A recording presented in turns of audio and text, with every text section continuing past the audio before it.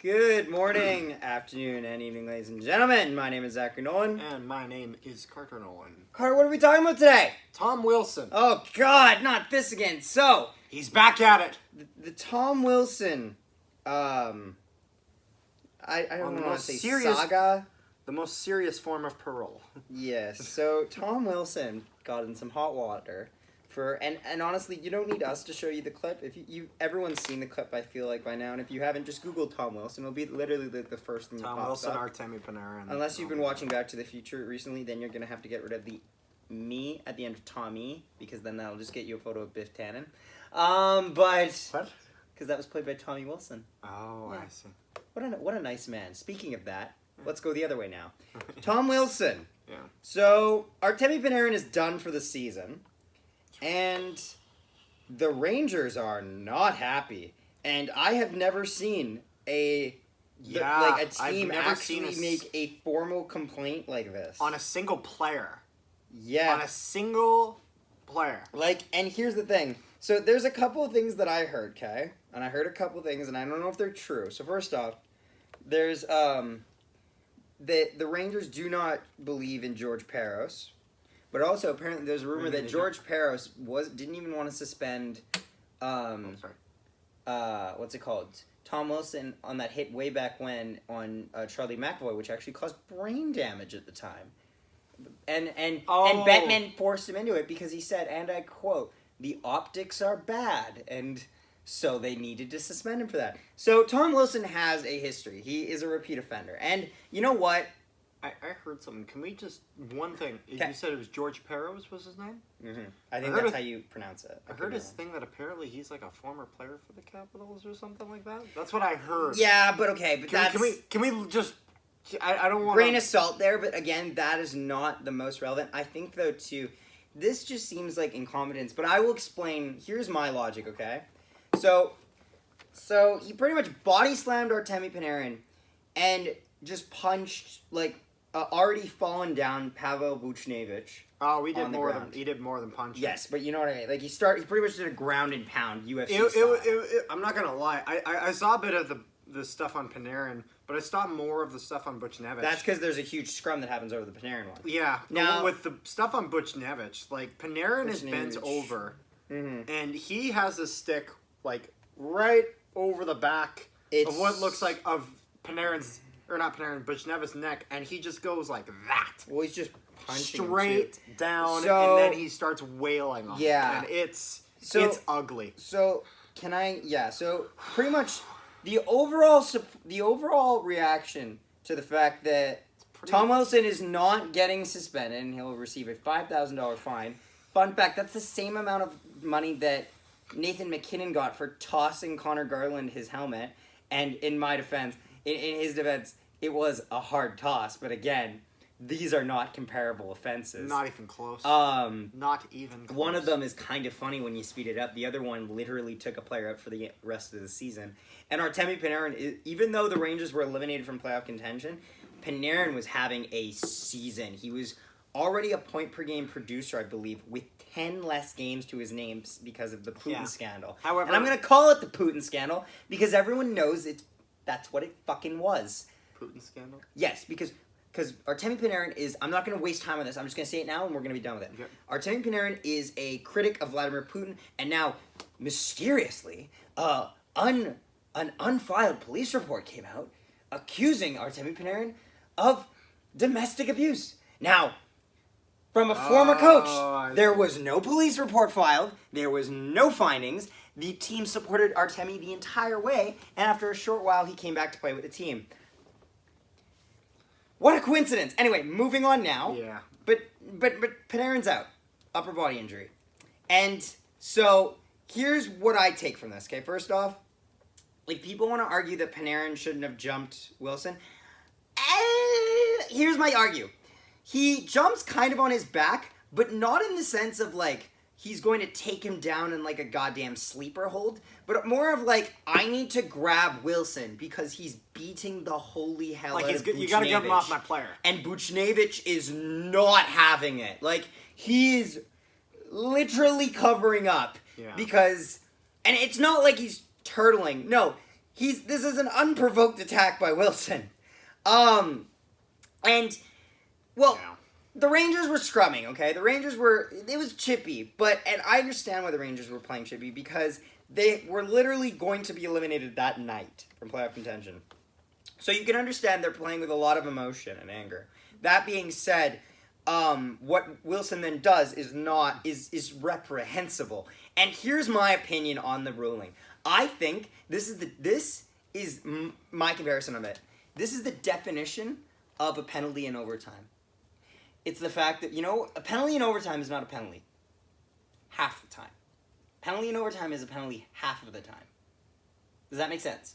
Because referees don't want to be the ones to decide a team's fate, so they won't call penalty in overtime unless it's really obvious. Now, I think this, and I think this is, to be fair, I think this is the case for all star players as well, and a lot of long-term suspensions, and why we don't see them as often, and especially cases here where on the final stretch of the season, where they don't want to become factors, where the health and safety department doesn't want to become factors, so they don't suspend players for long amounts of time. Yeah. The irony is because you didn't suspend him for a long amount of time, if he injures somebody, or if anything happens, you've actually impacted it going forward. Your inactivity is your inaction is an action. Yeah. It is, omitting something does not mean you let nature take its course. It means you let nature get away with it. Yeah, it's brutal. It's not, yeah. And to be fair, if this was a 5K fine for a player who had a clean record, I still would not be okay with it. For a player with a clean record, nothing. Okay. I would expect at least a minimal suspension. Okay, but yes, I would expect a few games. I would expect a minimal fine. I always like okay, well, I guess no, you don't need to do a fine because when they get suspended, they lose the pay for those games. But yeah, I would say 2 games. With Wilson, I would say 4 at least. But it's tough to say because here's the thing. What is a normal penalty? But then you have to compare it to what you have to.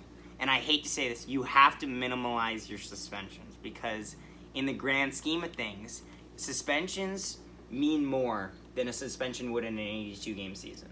That's just the reality. Yeah. Being suspended for 4 games in a 56-game season means a lot more than being suspended for 4. Well, not even just that, but the game how the team is impacted by you not being there. Those 4 games in an 82-game season maybe decides maybe it turns out that you don't finish with the President's Trophy, but with this, it could knock you out of the playoffs. They're in, but you're basically saying a 4-game suspension in a season like this would be probably equivalent to a 6-game suspension in an 82-game season. Yes, and I would say even that is arguable because this is indefensible, really, and it's I'd give him 5 games now. And Wilson is playing with way too much emotion on this. When Panarin, and here's how I compare it. Okay, think about how scrums play out in normal scenarios. The second Panarin gets on him, that's it. That's the end of the scrum. And I say that in the sense of Panarin will tie his man up like this. His arms will be cut like this. There won't be any punches thrown, and that's it. Right? We see it all the time. We saw it in the last game with Winnipeg and Ottawa. That happened. Players will kind of they'll pull each other aside. They'll kind of pair up and take each of them takes a player off. You know what I mean? And let everything kind of rest. But Wilson actively body slams Panarin down, and this is where I get really mad. Okay, so I'm upset with this, but the second that I absolutely want to go nuclear here is the moment Panarin's helmet falls off his head and Wilson doesn't stop. Fuck you. And I will explain why. When a player's helmet comes off, there is a universal sign you do not fuck with them anymore. Yeah, it doesn't count when they're straight up fighting each other because they both know the agreement. There's an expectation that you're going to take a punch in the face. That's fine. But think about it. During a game, if a player gets hit in the head with a puck, you will see the other team calling for the pop, for the refs. For the whistle, yeah. Like they'll just be like, go, like, go, guys, go, go. shut it down. While they're in the offensive zone, mind you. And you know what this play reminds me of? And I hate to say it because I actually I like the player, but it was a scummy thing that he did. This reminds me of that Darren McCarty thing on Claude Lemieux, in the sense of there's a moment in that scrum, and there's so many of those scrums, but there's that moment where Claude Lemieux's got his helmet off and he's on the wall, and McCarty just keeps kneeing him in the fucking head. Yeah. And fun fact, he got 2 minutes for roughing. 2 or 4 minutes for roughing. He got the game winner. Which is just a joke back then. But nowadays, seeing stuff like that where Panarin is virtually defenseless, and it is, like, punches hurt, no matter what. Well.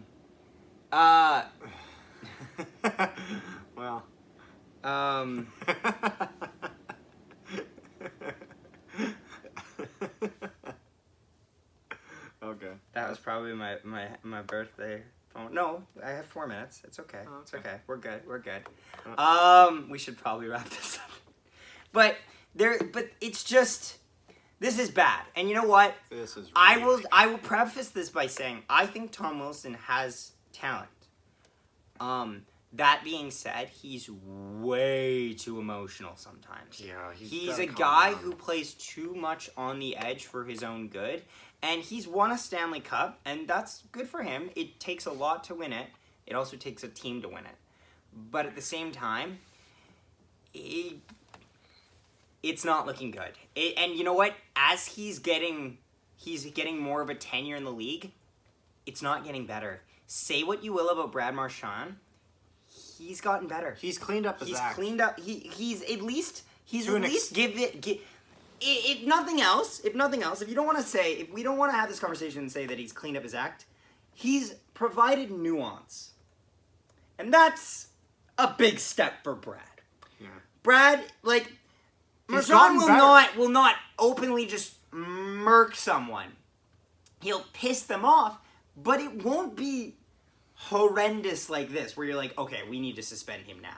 Yeah, Marchand, a lot of his earlier stuff I found to be a lot more dangerous.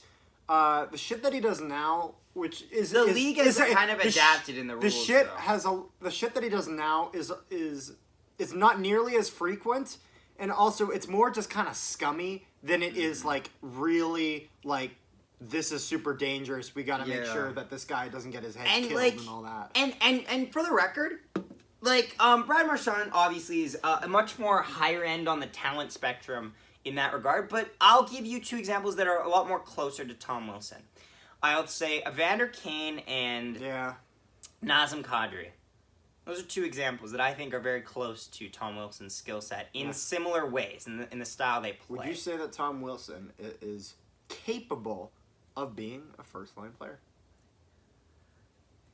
I'd say for sure second line. I'd say second. I'd stick him at second. I'd say okay, here's my thing, okay?